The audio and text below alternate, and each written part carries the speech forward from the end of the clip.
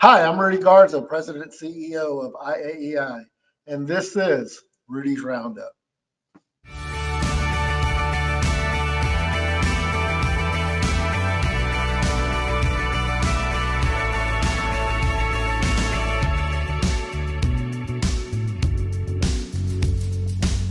Over.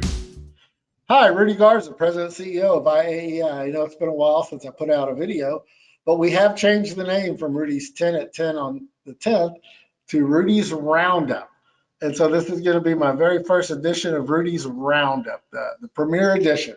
So let me get started by telling you why I'm wearing this helmet. I'm wearing this helmet because apparently the sky was going to fall, right? I mean, you remember all the hoopla about us doing anything with the International Code Council, ICC, and how if we collaborated with them that the sky was going to fall and everything was going to fall apart. So I've got this helmet on. But I think by now, it's been 2 months since we actually signed the support and collaboration agreement with ICC.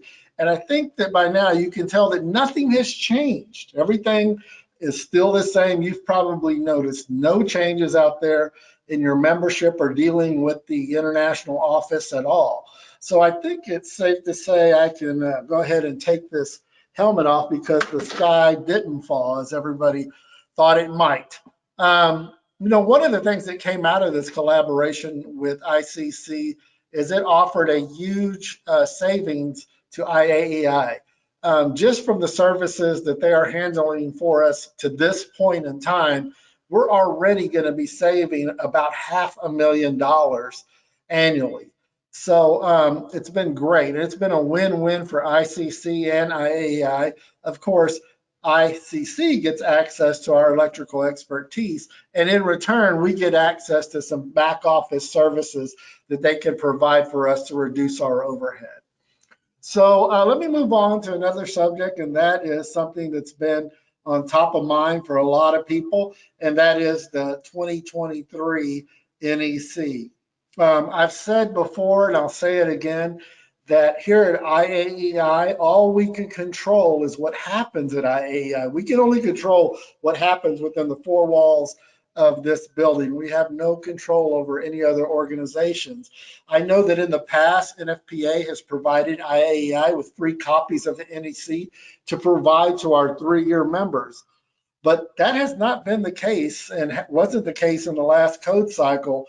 And unfortunately, it will not be the case in the 2023 code cycle of the NEC.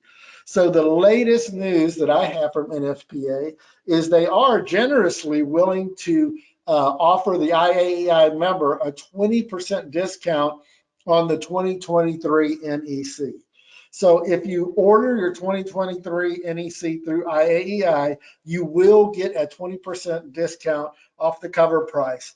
But unfortunately, IAEI will not be offering any free NEC code books going forward. And I know that's a big loss for our members. But again, we are not getting those code books for free any longer. And so we cannot provide them for free.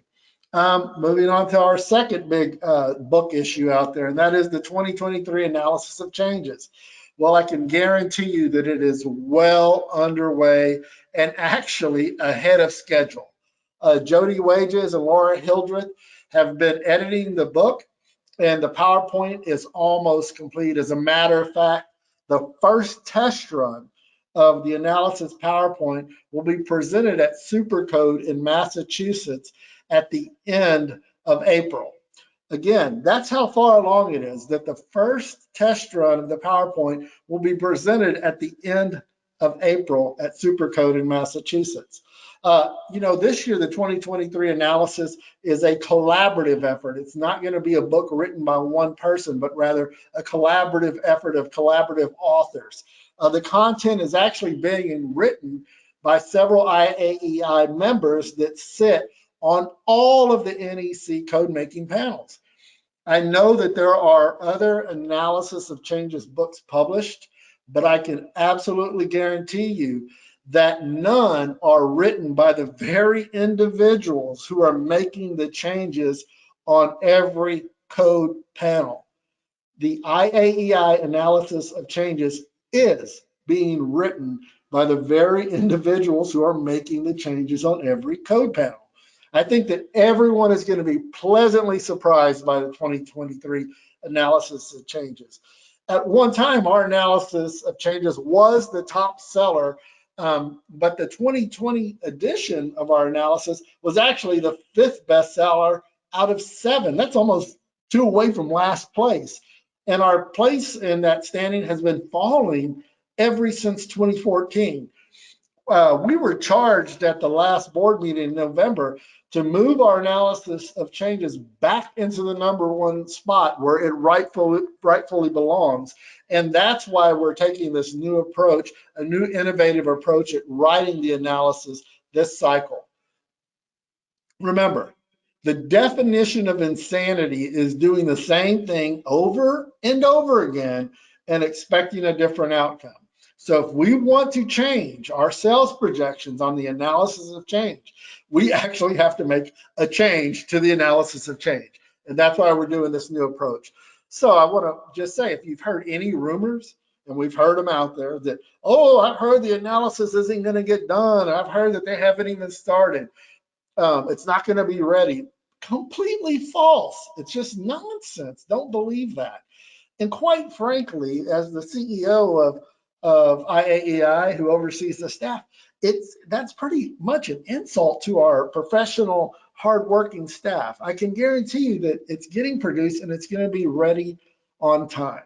So don't worry, it'll be out at the end of August, and we'll be bringing them to the section meetings.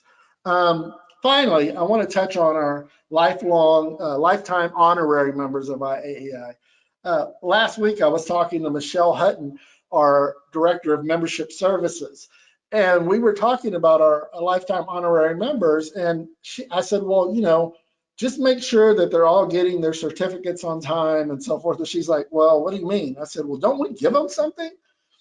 And to my complete shock and surprise, I was told, no, they just get their membership paid for by their section, and that's all they get is just the membership card. I said, oh my goodness, that's absolutely ridiculous.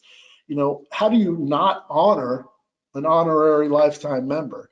And so she and I came up with an idea. And so I just want to tell you that over the next couple of weeks, all 33 of our IAEI honorary lifetime members are going to be receiving a special gift in the mail. And I want to tell you that, in my opinion, what they're going to be receiving is well-deserved and well overdue. We need to honor those members who have committed so much of their time to this organization. Well, that concludes my first edition of Rudy's Roundup. And until next month, be safe, be healthy, and be blessed.